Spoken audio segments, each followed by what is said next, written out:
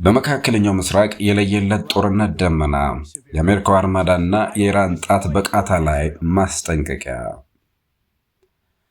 ጤና ይስጥልኝ ክቡራንና ክቡራት የሁለገብ ዩቲዩብ ቻናል ቤተሰቦቻችን፣ ዛሬ ጥር 21 ቀን 2018 ዓ.ም መላው ዓለም ትንፋሹን ውጦ ወደ መካከለኛው ምስራቅ አይኖቹን ተክሏል። በዋሽንግተንና በቴህራን መካከል ያለው ጦርነት ዛሬ ሌሊቱን ሊፈነዳ እንደሚችል የሚጠቁሙ መረጃዎች እየወጡ ነው።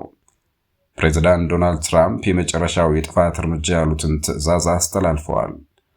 ኢራንም በበኩሏ እስራኤልንና የአሜሪካ የጦር ሰፈሮችን አመድ ለማድረግ ዝግጁ ነን ስትል ምላሽ ሰጥታለች። ዛሬ በዚህ ሰፊ ዘገባችን ከቢቢሲና ከአልጀዚራ ሰበር ዘገባ ያገኘናቸውን ዝርዝር መረጃዎችን አቀራይተን እናቀርብላችኋለን።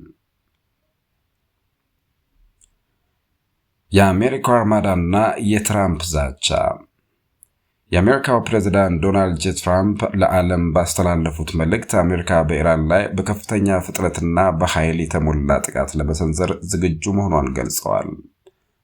ትራምፕ ግዙፍ የአርማዳ ጦር መርከቦች ወደ ኢራን እያመሩ ነው ሲሉ አስጠንቅቀዋል። ይህ ስምሪት ባለፈው ሰኔ ወር 2025 ዓ.ም በኢራን የኒውክሌር ጣቢያዎች ላይ ከተፈጸመው ጥቃት እጅግ የላቀና የከፋ እንደሚሆን ተነግረዋል። በተለይም በኒውክሌር ኃይል የምትሰራው ዩኤስኤስ አብርሃም ሊንከን የጦር መርከብ በአሁኑ ሰዓት በአረቢያ ባህር ላይ የጦር ስምሪቷን አጠናቃለች። የኢራን ፈጣንና ኃይለኛ አጸፋ። ይህ የአሜሪካ ዛቻ የቴህራንን ባለስልጣናት አላስደነገጠም። የኢራን ውጭ ጉዳይ ሚኒስትር አባ ራቅቺ የኢራን ጦር ጣቱ በቃታ ላይ ነው ሲሉ ተናግረዋል። ኢራን ማንኛውንም አይነት የአየር ክልል ጥሰት ወይም ወታደራዊ እርምጃ እንደለየለት ጦርነት እንደምትቆጥረው አስታውቃለች። ከፍተኛ የደህንነት ባለስልጣናት እንደገለጹት ጥቃት ከተሰነዘረባቸው በቀጥታ እስራኤልን ወይም ቴል አቪቭንና በአካባቢው የሚገኙ የአሜሪካ ጦር ሰፈሮችን በሚሳኤል ዝናብ እንደሚያጥለቀልቁ ዝተዋል። ወደ ሌላኛው ዘገባችን ስንመጣ የአውሮፓ ህብረት ታሪካዊ እርምጃ። ሌላኛው ትልቅ ዜና የአውሮፓ ህብረት የወሰደው ውሳኔ ነው። ህብረቱ የኢራንን ልሂቅ የጦር ክፍል አብዮታዊ በአሸባሪነት መዝገብ ውስጥ ለማካተት ወስነዋል። ይህ ውሳኔ በኢራን ውስጥ በተቀሰቀሰው ህዝባዊ ተቃውሞ ላይ መንግስት በሺዎች የሚቆጠሩ ሰዎችን ለህልፈት የዳረገውን እርምጃ ተከትሎ የመጣ ነው ተብሏል። ፈረንሳይና ጀርመንም ይህ የኢራን ጭካኔ ያለምላሽ አያልፍም ሲሉ አቋማቸውን አሳውቀዋል።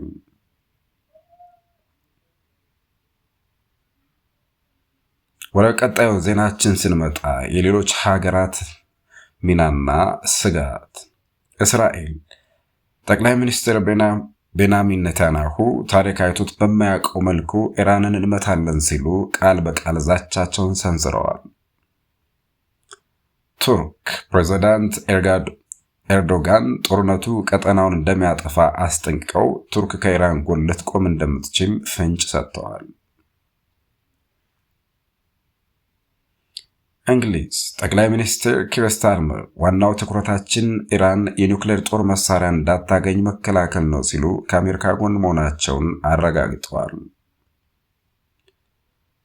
ሩሲያ ከበስተጀርባ ለኢራን የደህንነትና የራዳር መረጃዎችን እየሰጠች መሆኗ ከፍተኛ ስጋት ፈጥሯል።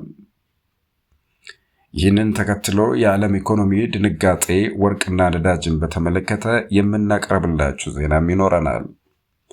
ይህ የጦርነት ስጋት የዓለምን ገበያ ገልብጦታል።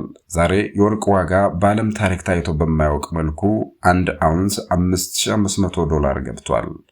የነዳጅ ዋጋም በከፍተኛ ሁኔታ እየናረ ይገኛል።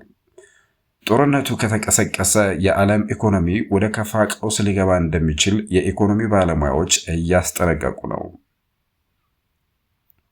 ክቡራን አድማጮቻችን፣ ሁኔታው እጅግ አሳሳቢ ነው።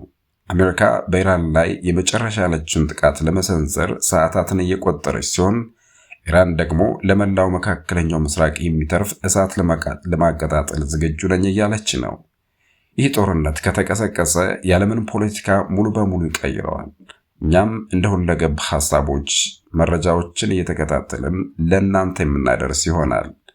ይህንን መረጃ ለሌሎች እንዲደርስ ላይክ እና ሼር ማድረጋችሁን አትርሱ። የእናንተ አስተያየት ለኛ ወሳኝ ነው።